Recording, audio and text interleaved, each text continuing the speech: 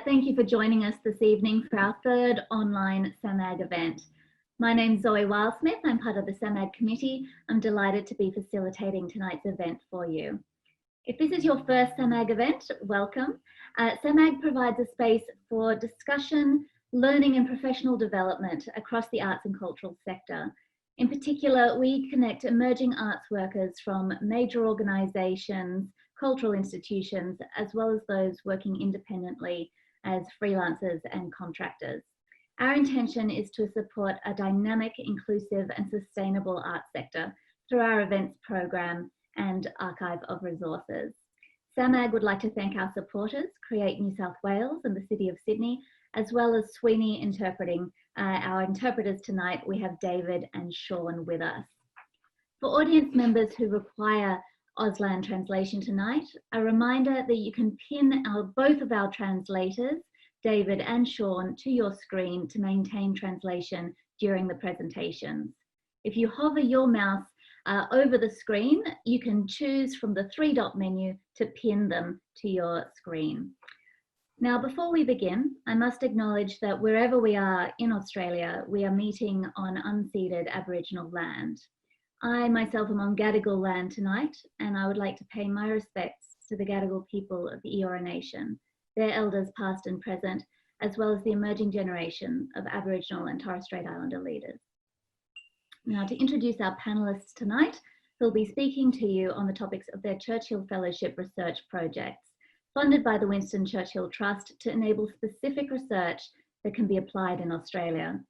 As our panellists are speaking, I invite you to put your questions in the Q&A function down the bottom of your screen, and we'll have plenty of time for Q&A at the end. First up tonight, we have Patricia Adjei, who for her Churchill Fellowship investigated the legal protection of Indigenous cultural rights in Panama and the United States. Trish is a Wutathi, Mabiog Islander and Ghanaian woman from Sydney. Her day job is Head of First Nations Arts and Culture at the Australia Council, and her background includes legal roles at the Arts Law Centre of Australia, NITV, the World Intellectual Property Organisation in Geneva, and the copyright agency VizCopy. Hi, Trish. Hi, Zoe. Hi, everyone. Morwenna Collett may be a familiar face to many of you, having served on the SAMAG committee since 2013 and as chair for a number of years. Morwenna has worn many hats and is currently a consultant and advocate in the areas of diversity, inclusion, and the arts. She has worked with a wide range of organisations to develop arts and disability policies, programs, and initiatives. She lectures at the Sydney Conservatorium of Music, and Morwenna's Churchill Fellowship took her to the UK, Ireland, and America to explore inclusive music programs, venues, and festivals which actively engage disabled people. Hi, Morwenna. And finally, Jo Higgins is an educator, writer, and public programmer with a focus on informal peer-led learning programs for young people, arts partnerships, and research. She is currently the Young Creatives Coordinator at the Museum of Contemporary Art Australia, and her Churchill Fellowship took her to the US and Canada to investigate different models of informal learning and youth-led engagement in arts organisations. Hi, Jo. So I would like to pass the mic now over to Patricia, who will give us her presentation this evening. Great. Thank you, Zoe, and thank you, SAMAG, for the invitation to present tonight. I too would like to acknowledge country. I'm here talking to you from Bidjigal country in the east of Sydney. I'm also a brown-skinned woman with black hair in my 30s, and I'm wearing a black cardigan with a t-shirt and a pink and turquoise woven necklace. So I'll just share my screen.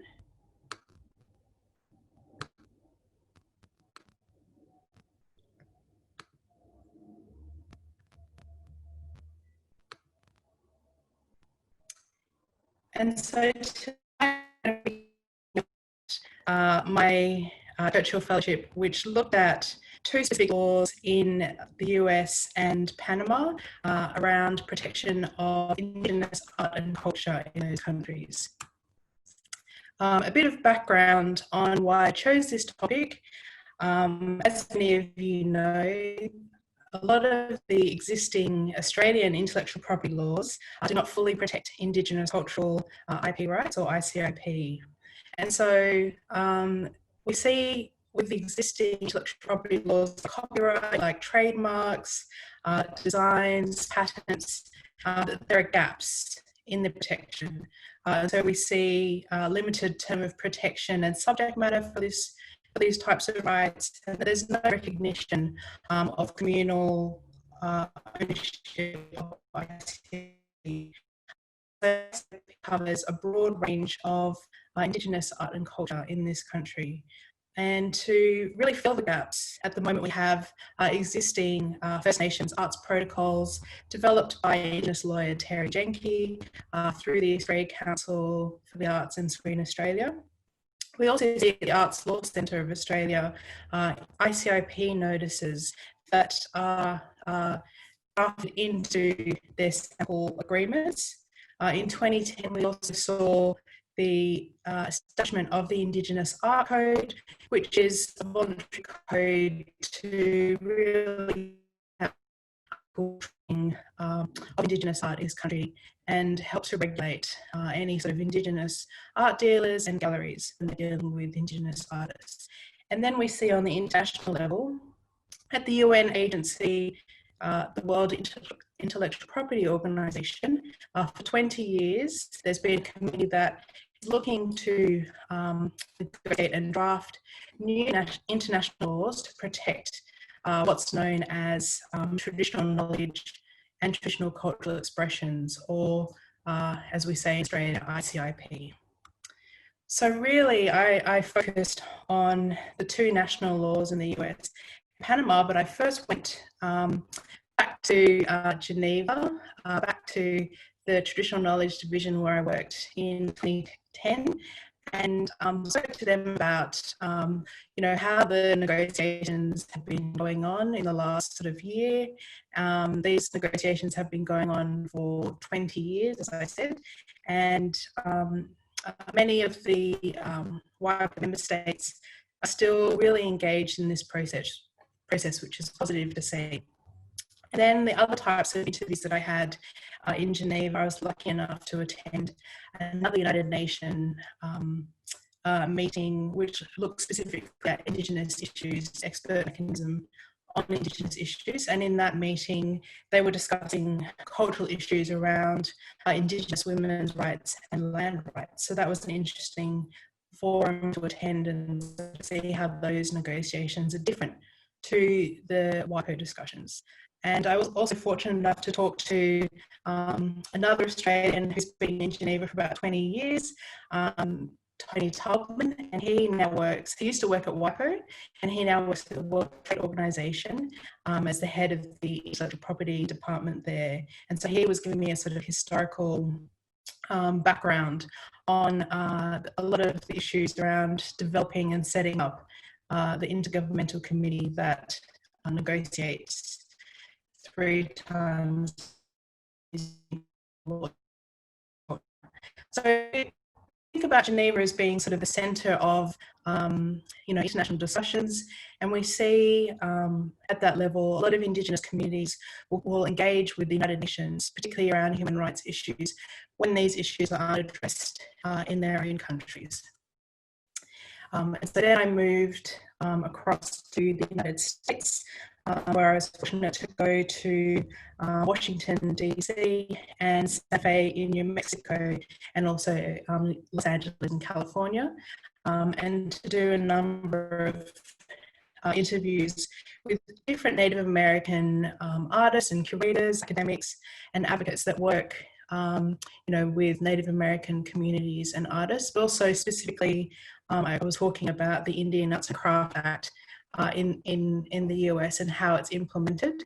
And a number of the people I spoke to, they're really positive about the laws, but they felt like needed to be more resourcing, particularly at the Indian Arts and Craft Board, which is based in Washington, DC at the Department of Interior, but also they have a number of offices in Albuquerque, in New Mexico, and other places. So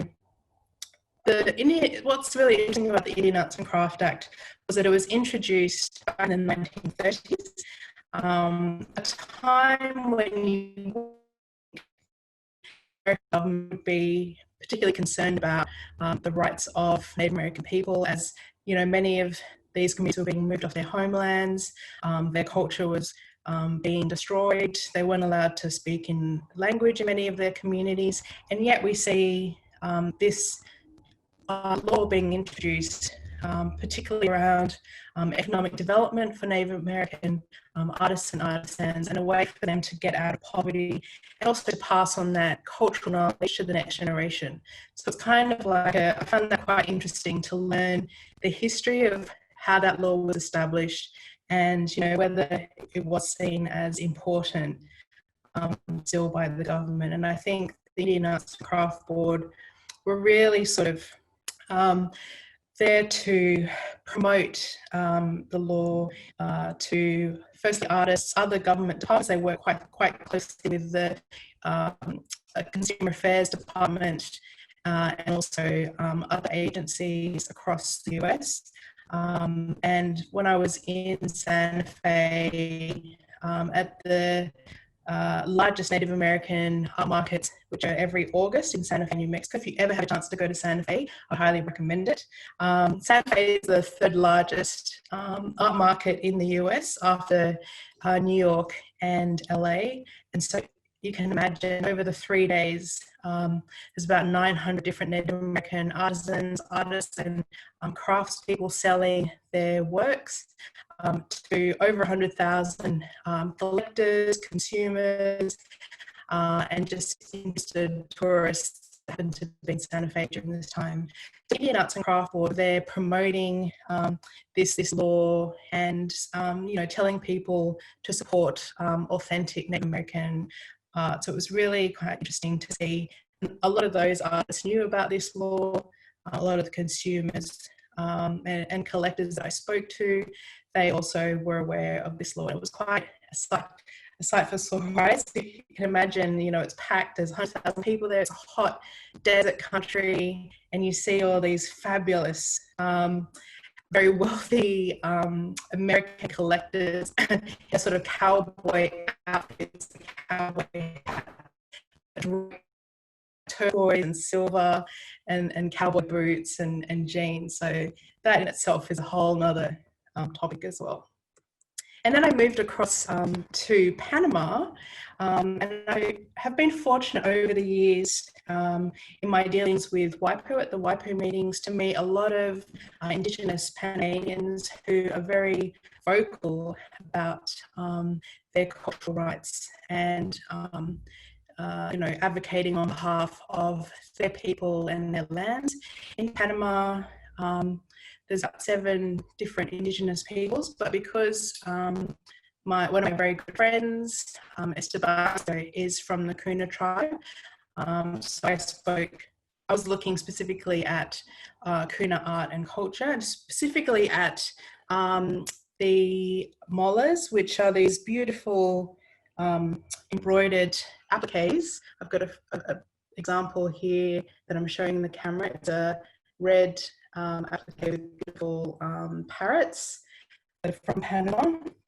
And this law that's in Panama really looks to protect Indigenous peoples and their arts, but also it's quite unique because it recognises that there are communal ownership of these rights by different Indigenous peoples in Panama. So I spoke to a number of different advocates, the lawyers that specifically established Law Number 20 back in 2000, also artists and different community members. Estebancio, a former United Nations Human Rights Fellow, and he's also a WIPO Indigenous representative. So he was really great to talk to. He so linking up with a lot of different Kuna advocates and artists. But also he, because I don't speak Spanish, so it's really important, hot tip, if you're going to be going to non-English speaking countries, I would recommend getting an interpreter. So SAMAG helped me with that. And also his sister operates a cultural tourism business, and I was really fortunate to go out to Kuna territory, self-determined territory in Panama called Cuyala, which is used to be known as the San Blas Islands, and you can imagine beautiful, beautiful turquoise waters, white sands.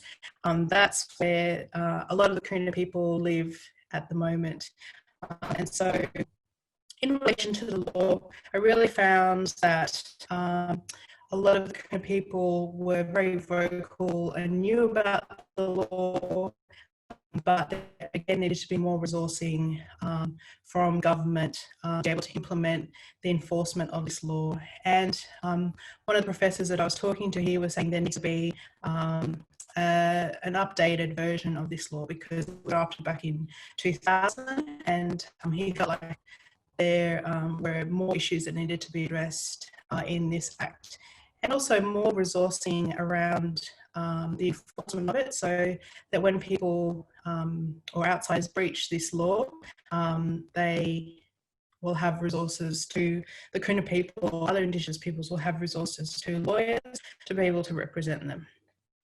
So really I've mentioned a lot of the key findings that came out of my report, but I really the sort of key points are really around education and promotion of these laws is really important, and instilling this within the cycle of selling and buying Indigenous art, from the artist to the consumer to the galleries and dealers and to the wider public.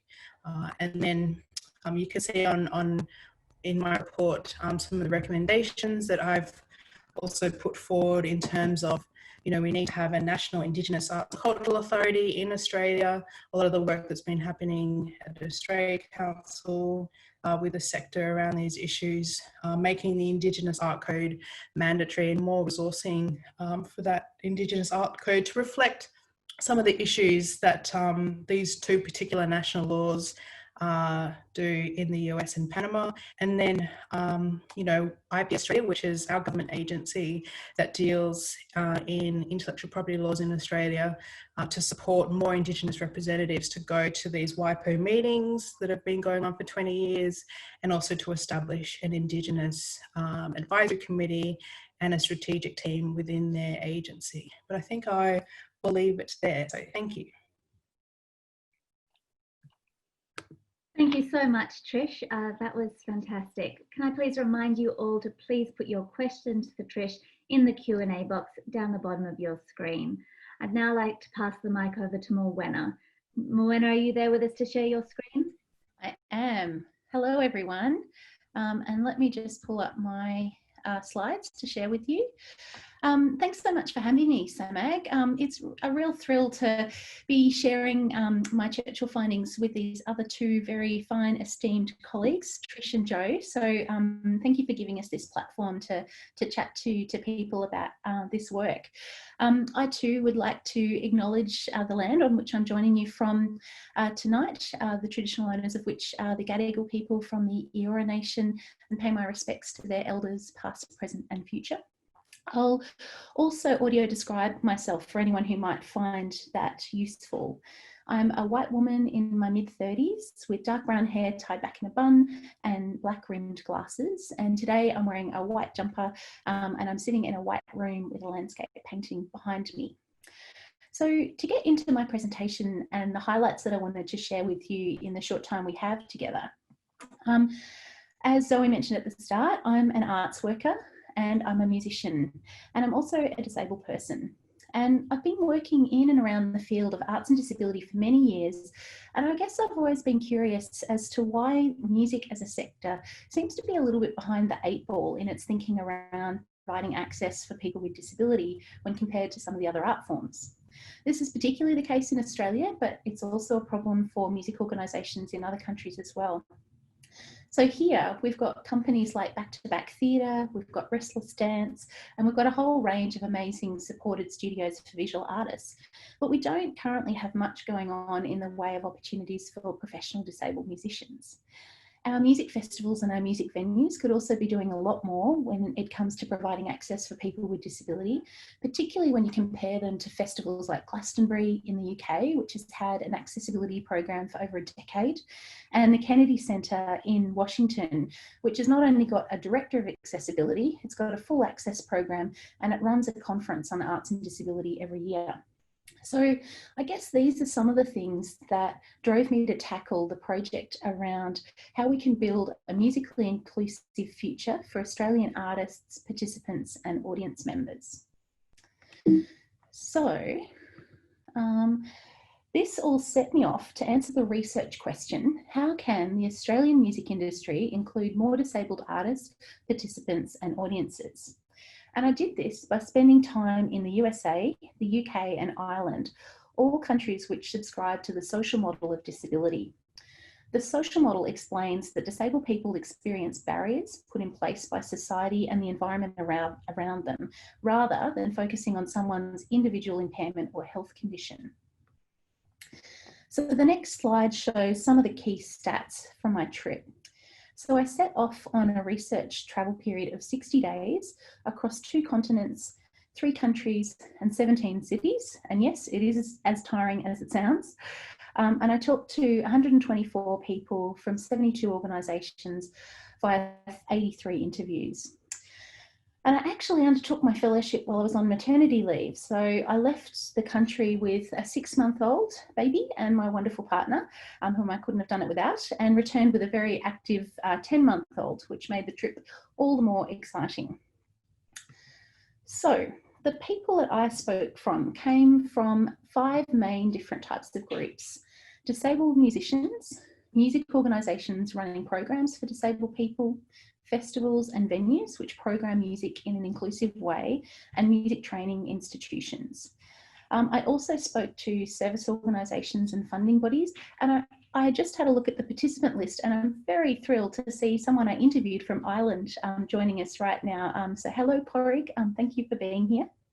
And on this screen, on this slide, I've got some examples of the types of organisations I interviewed, their logos. So places like the Kennedy Centre that I mentioned, the Barbican in London, the Manchester International Festival, Drake Music, the Bournemouth Symphony Orchestra, and the British Power Orchestra. And there was a lot of information to distill coming out of all these amazing conversations. And so my report is actually broken down into chapters on these 5 key groups.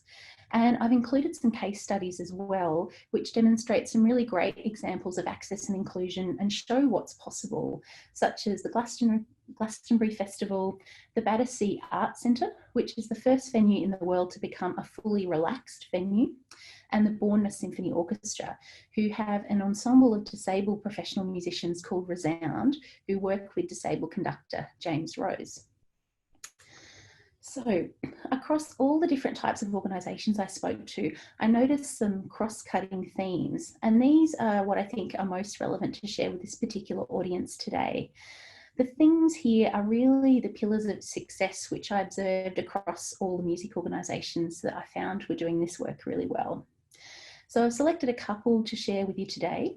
I think the most important, and first and foremost, always should be that disabled people should be involved in decision making as leaders, as consultants, as advisory committee members, as artistic facilitators, and not only in decisions about inclusive programs, but across organisations more broadly. Another important theme that came up through the research was around data. A lot of organisations are collecting diversity data, but then don't do a whole lot with it. So it's really important to collect data that's going to be meaningful and that is then going to be used to make informed decisions about how to make improvements to the programs that you're running. The next theme was around access. So many organisations are on top of their thinking around audience access, but it's really important to also think about artist access. So asking artists what their access requirements are and making sure that these are accommodated. Organisations can also do a lot to work with artists to teach them how to make their work more inclusive to a broader audience. So organisations like the Unlimited Commissions program in the UK actually spend a lot of time mentoring the artists they work with on things like captioning, sign language and audio description, so that their artists can then build these things into their work right from the beginning at creative development stage.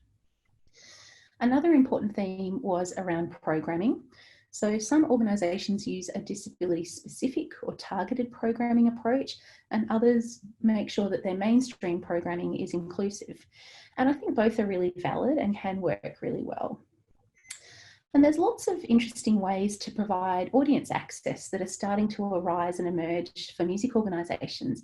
So things like audio description for opera, sign language interpreting at music festivals, tactile tours, the list goes on. But the two most common ones that seem to be emerging now for audience access in music are around relaxed performance, which can also be called sensory-friendly performance, and dementia-friendly performance as well. And so I hope that we can start seeing some more of those things happening here in Australia. Ticketing is another area needing more attention when it comes to accessibility. And many disabled people currently requiring accessible tickets either need to phone up a number like Ticketek or come physically into the box office in person to purchase them. And accessible tickets should just be available to buy online, just like any other ticket. And there's actually a consortium of ticketing organisations currently working on making this happen in London. And a final theme to mention today is around assistive technology. There's so many tech solutions which can be really great enablers for disabled people to be able to actively participate in music making, as well as be in the audience. So there's a lot more on these themes and some others in the full report, but that gives you hopefully a bit of a flavour of the kinds of things that I learned about. So, in addition to those cross-cutting themes and the information specific to music organisations, venues and festivals, the report identifies 5 high-level success factors for inclusive music making and spectating. The first success factor is to start somewhere. So focus on what people are calling achievable accessibility. What are the quick wins that you can make happen right now? The second factor is around research, listening and feedback. This is about doing your homework, but also getting to know your community and what they need. Consult and pay people with disability to share their expertise with you. The third factor is around improving organisational culture and responsibility. So this is about making access embedded, making it part of the thinking around everything you do, and also about employing people with disability. The fourth factor is to plan and improve, include access in all your planning and budget templates, develop a disability action plan, and collect data around your access work and use it to make improvements. And the final success factor is to connect and keep learning. So access developments change really rapidly, particularly in the tech space. So keep up to date by networking, upskilling, and collaborating with others. So that's my Churchill research in a 10-minute nutshell. My report's actually not yet published, but I'm hoping it'll be up on the Churchill website in the next week or so.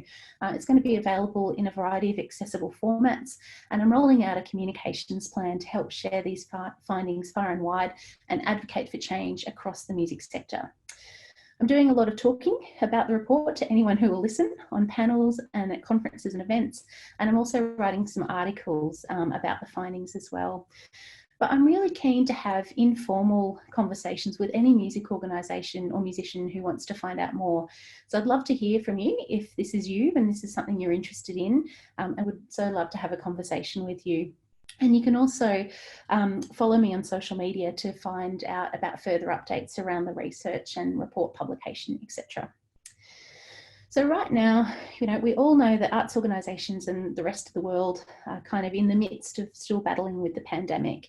And 2 thoughts I just wanted to leave you with. Access and inclusion are even more at risk in a crisis. And I think the power of music and the arts to connect us has never been as strongly reinforced. Thank you.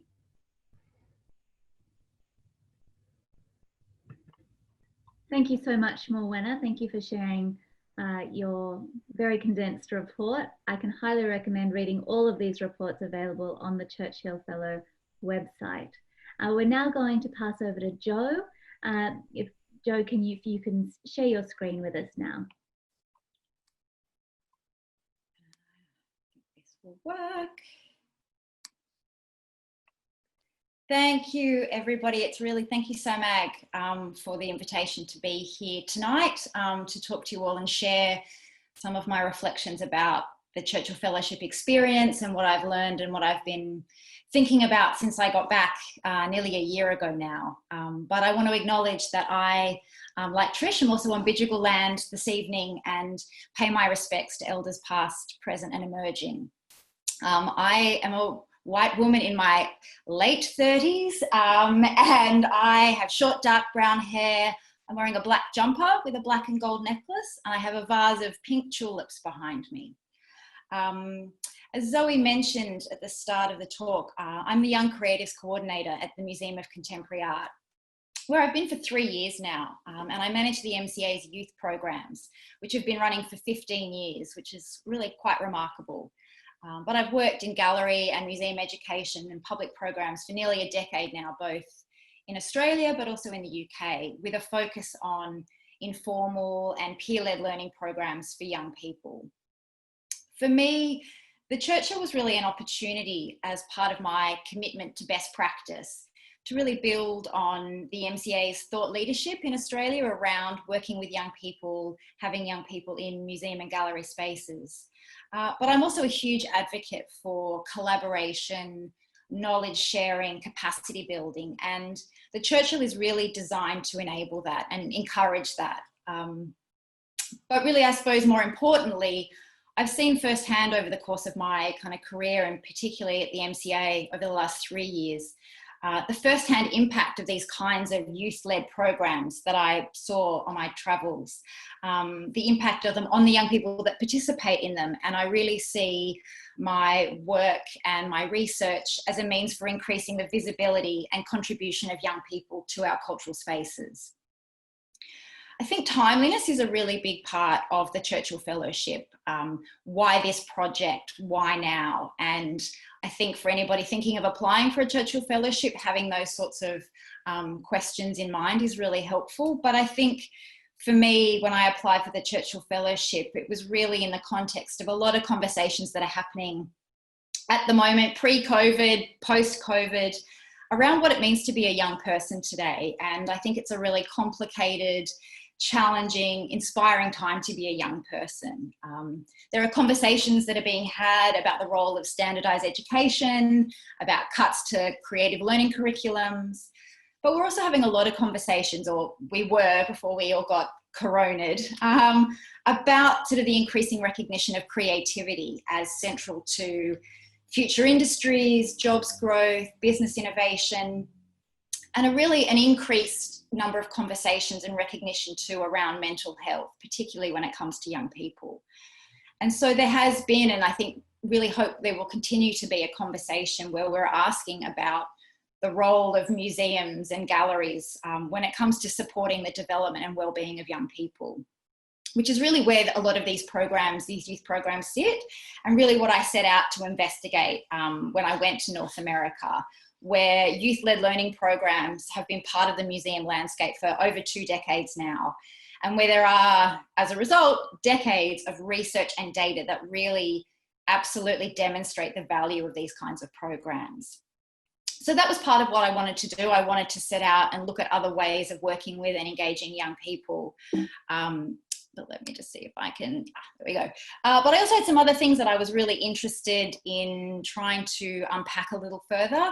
So as well as looking for different models for working with and engaging young people, I really wanted to be able to better understand and articulate the value of a youth presence within an arts organisation. Why do we want young people in the building? What can we offer them, but what can they bring to us as an institution in terms of accountability, cultural currency, ideas, opinions, lots of opinions. I also really wanted to unpack this idea around success and how we evaluate impact, really trying to complicate the sort of conversations around metrics as a measure for success, and how do we, looking at a lot of this data and research in the States, understand the long-term impact of these kinds of programs for young people.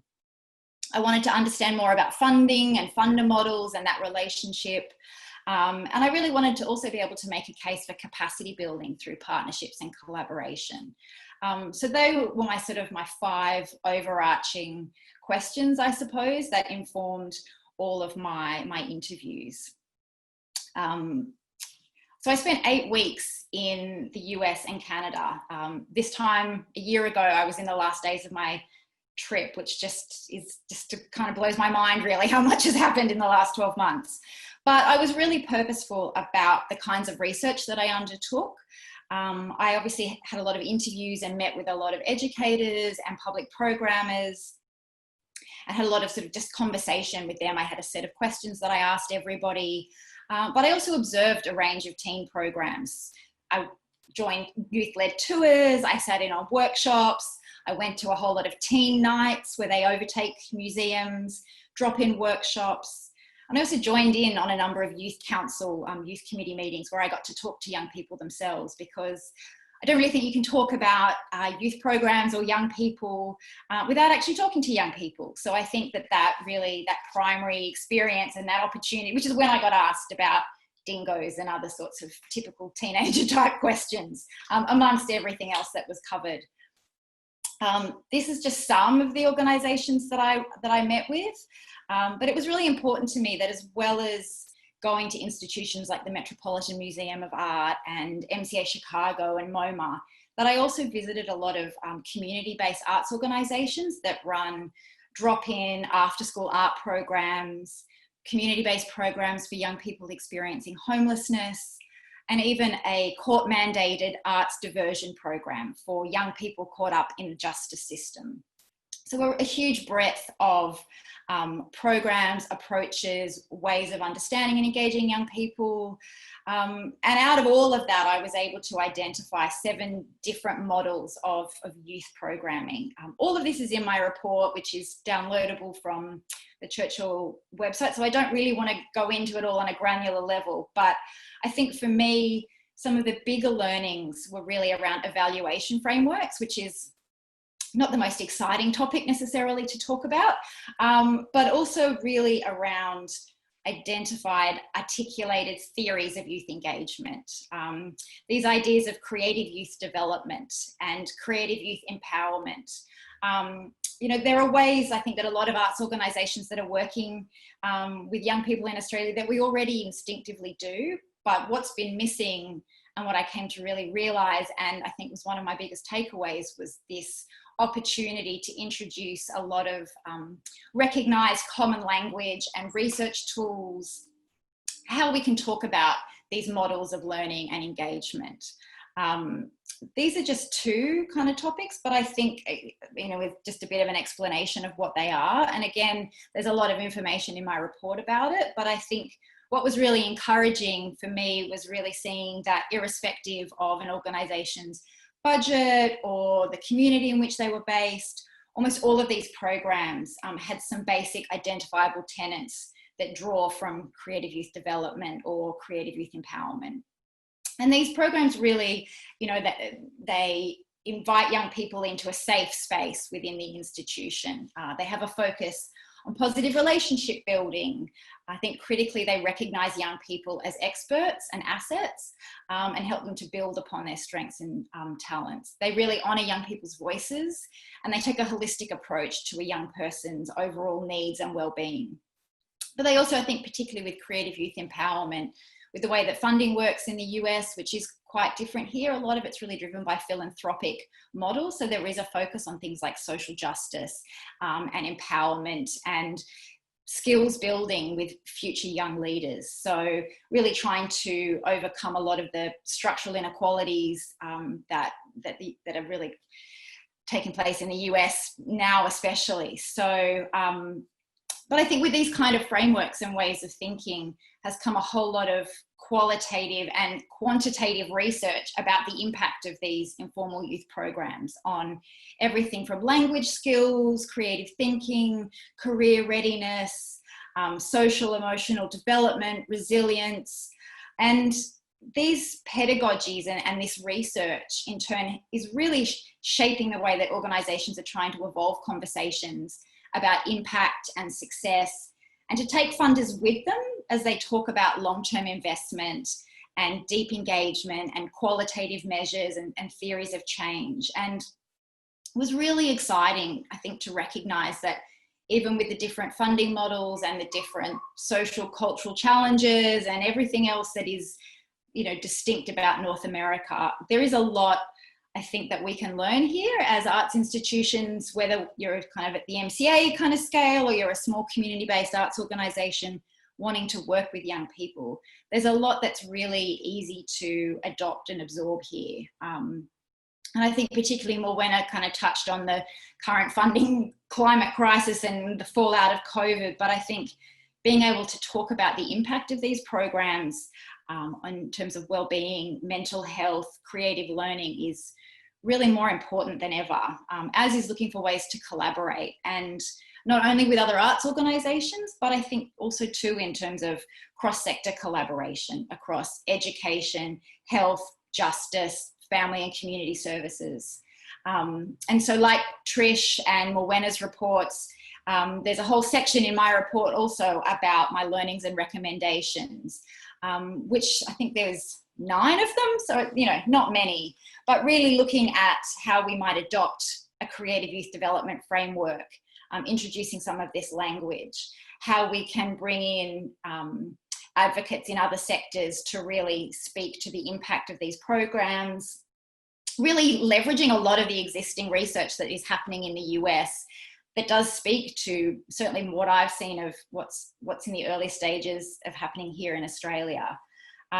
Really interesting ideas about how to engage funders and bring them on as partners and in this kind of program and this conversation around the impact and investment of this beyond metrics and beyond dollars.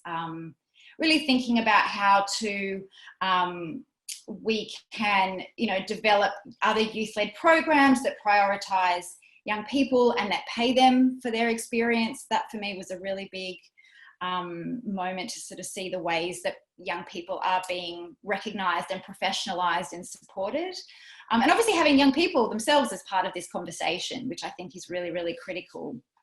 I've been back for a year now since my Churchill Fellowship, so it's been 12 months. It's gone very quickly, and a lot has also happened in that time, and it's been exciting. I think the Churchill Fellowship is a phenomenal opportunity, and I think for all of us that get to go, there's this wild opportunity to travel the world and just learn and have conversation. But I think coming back and then figuring out what you then do with all of that is really, for the Churchill Fellowship, I think where things get exciting. And so for me, these are just some of the things that I've been doing since I got back. With my colleagues at the MCA, we undertook a mental health audit of all of our Young Creatives programs, looking at the vulnerabilities, the opportunities, ways that we could better support the young people that we work with and that we invite into the museum. We've reevaluated our evaluation processes. We've looked to introduce a new youth curated public program that's issues and ideas driven. That's been put on hold for the moment because of Corona and other uncertainties, but is something that that we're still talking about.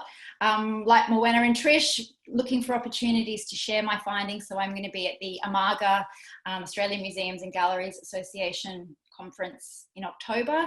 And we're also hoping to still run a professional development program for any arts organisations wanting to work with young people. And that's something that I've been working on with some young people who've come through the museum's programs. So there's a lot of things to be optimistic about, I really do think, in terms of what young people can bring to institutions and how these Churchill findings can continue to evolve and adapt as the funding and everything else kind of continues to unfold at the moment. So I'm going to end it there because I'm sure there are questions and other things, but I just again want to say really thank you for the opportunity to share this. And again, if anyone is thinking about working with young people or would like some advice, you know, please do get in touch, because I really think there's so much to be gained from conversations and learning where everybody's up to. So I look forward to hearing from you. Thank you.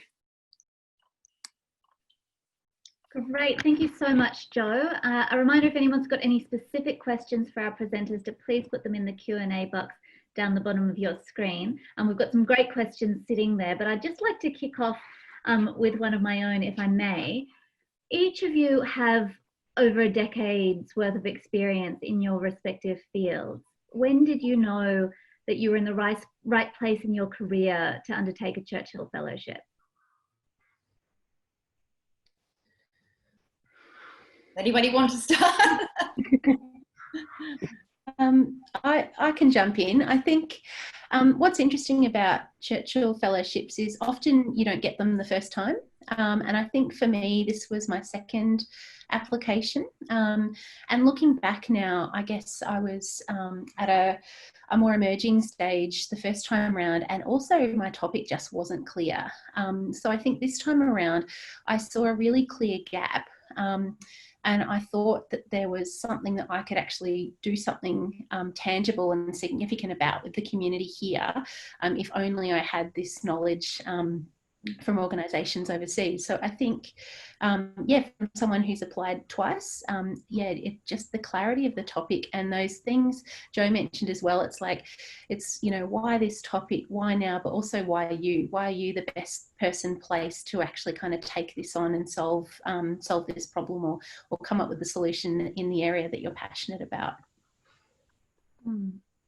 Yeah, I had help from my cousin. Shout out to my cousin Denisha Duff in Brisbane, Queensland. She's a Churchill Fellow as well. So about 3 years ago, she recommended that I apply for a fellowship, and I sort of, you know, thought about it for a couple of years. I found it really hard to sort of narrow down a topic because I knew I wanted to look at protection of Indigenous cultural rights, but I wasn't sort of sure what angle I wanted to look at. So, you know, having the work happen at the Australia Council with the National Indigenous Arts and Cultural Authority, and then having those networks as well through my WIPO work and meetings helped me to come up with my topic. Yeah, and then I applied and thought, you know, I'm ready for the challenge. I'm ready to explore that topic overseas. So worked out well. And Jo, what about you?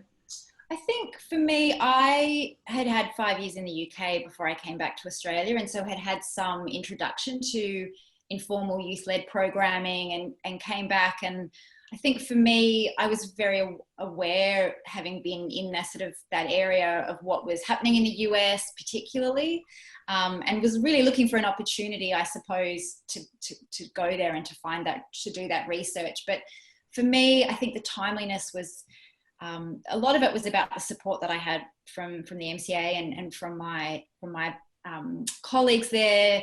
I think having a platform, knowing that I had this incredible opportunity at the MCA to be able to then leverage whatever it was that I was going to find out. I don't think that you need to have a network overseas in order to be able to go, but I think being at a point in your career where you have a sense of the landscape, a sense of what you don't know and what you need to know. And I think too, for me personally, just having the confidence to go out and to sort of say, as Trish said, I can do that. And I've got this opportunity and this network here in Australia. So it was timing. It was knowing that I had a platform to be able to share and disseminate whatever it was I was going to find out when I got back. Absolutely. Trish and Morwenna, both of your projects took you to countries where there was long-term existing legislation in Indigenous rights and disability access respectively. How long do you think it'll take Australia to catch up? One of our questions in the Q&A box says, you know, does it all come down to funding? I think in terms of Indigenous cultural rights, these discussions have been going on for decades. So we might be waiting, you know, another decade or so. Also internationally, as I mentioned, the WIPO international discussions have also been going on for 20 years this year. So I think in relation to Indigenous cultural rights, if there's better understanding by the different government departments and agencies on, you know, how these communal rights are recognised in these laws, and also listening more to Indigenous artisan communities, then we'll have sort of a step in the right direction. I think also the First Nations arts sector is doing a lot and really speaking up around having a national Indigenous arts and cultural authority, which could also help introduce a specific type of law in this area as well. But yeah, I think there needs to be more discussion with Indigenous artists and communities to get these new types of laws in place. And I think on a disability perspective, you know, we're probably 10 years behind the UK, 10 to 20, I'd go so far as to say. And a lot of that is around our lack of understanding in Australia of the social model of disability. We're still very medicalised in our thinking around disability here. And, you know, I think disability is also much more of a political issue in the UK and the USA, and there's, you know, really strong activism sort of sectors in those countries. And I think in terms of the arts, you know, something that is really great that Arts Council England does, which I would love to see the Australia Council do at some point, is it demands that if you are a regularly funded organisation, you must have an equality, diversity and inclusion action plan, and you will not be funded if you don't, and you will not be funded if you don't meet the KPIs set in that plan. And, you know, organisations shared with me all sorts of different rationales for doing access and inclusion. Most people wanted to do it because it's the right thing to do, but most people also said they did it because it's a funding requirement. And so I would love to see that become a funding requirement here. That's one way to get change quickly. Yeah, it's a powerful tool. Yeah. I'd like to turn now to your advice for future applicants. There's quite a lot of questions about advice in our Q&A section there. Trish, you had your excellent comment about if you're going to a non-English speaking, if you're going to a country where English is not their first language, to potentially hire an interpreter that might have assisted. Morwenna, you really describe the Churchill Fellowship as not a sprint but a marathon. Can you speak to that a little bit? Yeah, for anyone who's interested, I wrote a blog before I left and then when I came back. And the one when I came back was like basically all the stuff I wish people had told me, like don't schedule 5 interviews a day and things like that. And yeah, one of them is really just that it takes time. I probably started emailing people specifically requesting meetings about 6 months out. And by doing that, it I guess gave me a window in terms of my itinerary for people to say, oh, and you should also go to this person down the road or this person in this neighbouring town. So by doing it early, I could really kind of adjust the itinerary before I went. And that also happened on the fly as well. But I think in terms of advice to future applicants, and, you know, we strongly encourage anyone to apply. It's such an amazing opportunity. And the thing that really bowled me over is just the diversity of topics that are funded. You know, at the awards ceremony, I was sitting next to a dairy farmer who was researching cow nutrition and a lawyer who was looking at something to do with reconciling with sexual assault victims and their attackers. You know, like it's an incredible thing. So I think my advice to people thinking about applying are talk to future fellows, as Trish said. I had talk to past fellows. I had 3 people sort of mentor me through the application and interview process. In New South Wales, it's a bizarre interview process. There are several rounds. They try and make it very intimidating, which they do a pretty good job of. I think my 2 fellows would agree with. It's kind of like walking into an audition. You've got you do a 3-minute pitch, and then you get sort of 12 minutes of questions fired at you by people you have no idea who they are in a big scary boardroom. And so I think, talk to people who have done it before, practice your pitch if you get to interview stage, and practice it with anyone that will listen. It's got to be something that can be your application, and your pitch have to be something that can be understood by anyone, not people that know about your topic. So really plain English. And it's about, what is the problem you're trying to solve and why are you the right person to solve it? Yes, Jo, you were very specific about articulating your research angle in terms of a problem to be solved is really incredibly useful. What other advice might you give? Yeah, I think clarity is really important, both in terms of the application form. I don't know if anybody's downloaded it and had a look at it. you've got 150 characters to explain your expertise. So it's bullet point. You need to really be very clear about what it is that you want to do. And the application process is quite intense. It's quite condensed and small, but I think having a really clear understanding of the timeliness of it, because I mean, one of the questions that I got asked in my second round interview was, we get lots of applications for science and medicine, and why should we fund an arts project? Which, you know, I think a lot of people here can probably, so I think being able to really speak to how you're going to roll out or affect, you know, your changes or your recommendations, I think having a real sense of the community impact or the possibility for how you're going to do that is really a big thing for the Churchill Trust. That's where the bang for the buck comes for them, I think. But I think in terms of the application, you don't have to have contacted anybody before you submit the application.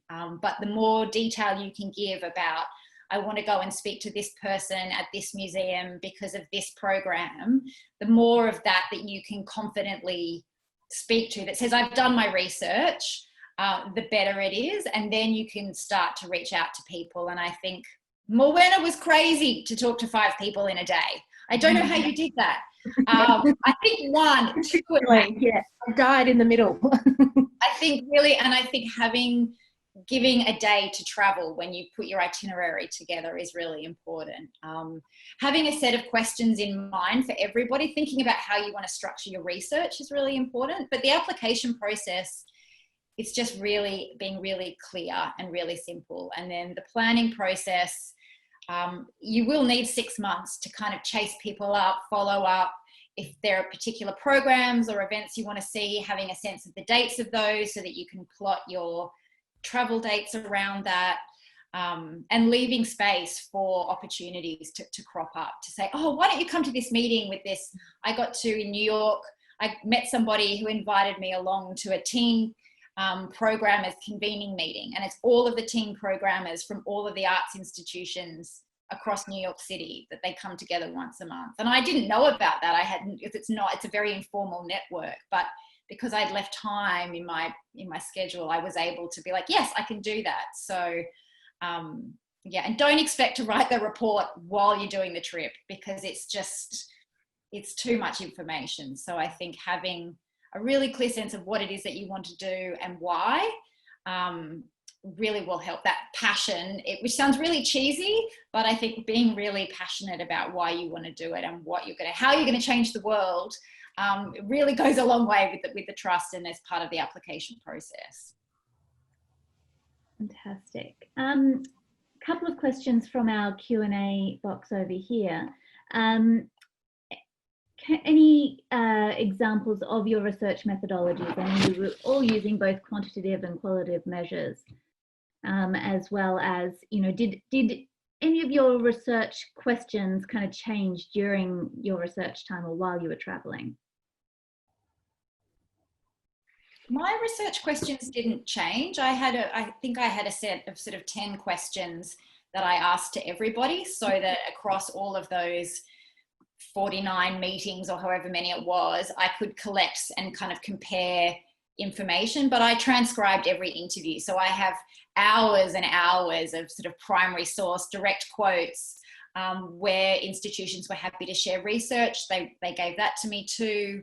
A lot of it was about documentation as well, so video, photography, but most of it was really interview and observation based. And just, yeah, I mean, then the Churchill Trust is so fantastic in terms of the resources that they send in your direction of different transcribing services and ways to kind of record things. And so you're very well supported with thinking through all of that.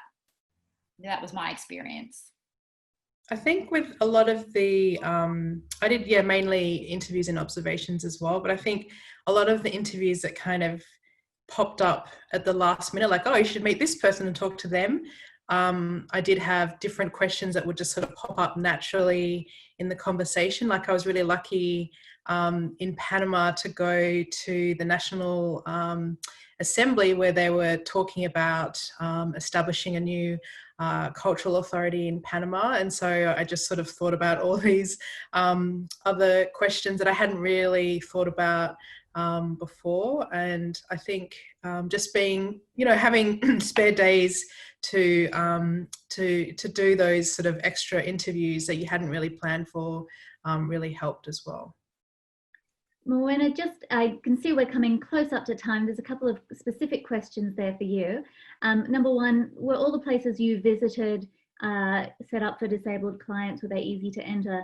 And also you made a couple of references to relaxed performance or fully relaxed venue. Can you just explain what that means? Yeah, of course. Yeah, thanks for the questions. And sorry, I did have to whiz through it quite quickly. In terms of accessibility for the places that I visited, yeah, absolutely not. There were certainly cities and places and venues that were more or less accessible. So places like Edinburgh is notorious for being very inaccessible, which is a shame considering so much amazing art and great festivals happen there. But with what I found really interesting is I made sure that I made my access requirements known if they were relevant to the venue that I was going to in advance. And in one instance, I actually had an interview in another location just because it was going to be more accessible for me. So I feel like people were really open to those conversations. I use the term relaxed performance, which is something we're not using heaps and heaps in Australia yet, but I hope that we do.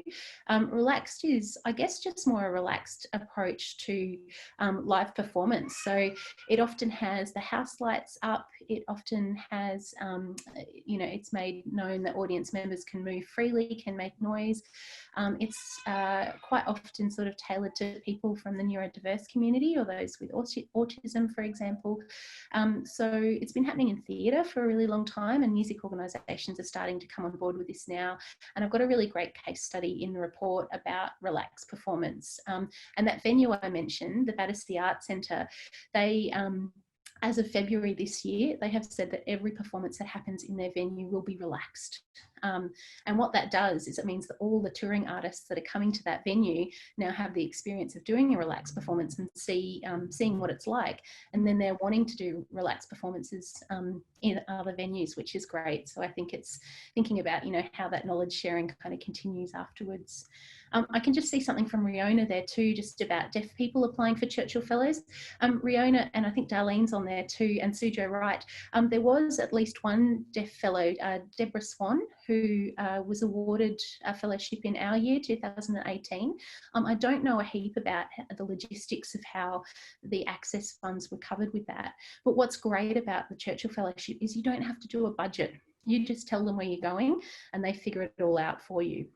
Though I did hear in the UK, they make you do a budget if you apply for a Churchill Fellowship in the UK, but we don't have to, which is nice. But I think that would be a simple question to the Churchill Trust. And I know they're interested in access and inclusion. So my hope would be that they would find a way to make that happen. And yeah, Deborah Swan might be a good person to chat to more about that. Thank you, everybody. Thank you. I know all of our attendees will join with me in thanking our three fantastic presenters this evening, as well as our Auslan interpreters, David McQuiggan and Sean Sweeney from Sweeney Interpreting. For more information on the Churchill Fellowships, I really encourage you all to go to their website. 2020 fellowship applications are now closed, but the 2021 will open in February. I hope you'll all join us for the next SAMAG event in July with Jade Lilly, Head of Sector Development at the Australia Council, who'll be discussing the recovery and resilience of the arts sector and her new book, launched earlier this year, The Relationship is the Project. Thank you so much for joining us. Good night. Thank you. Thanks.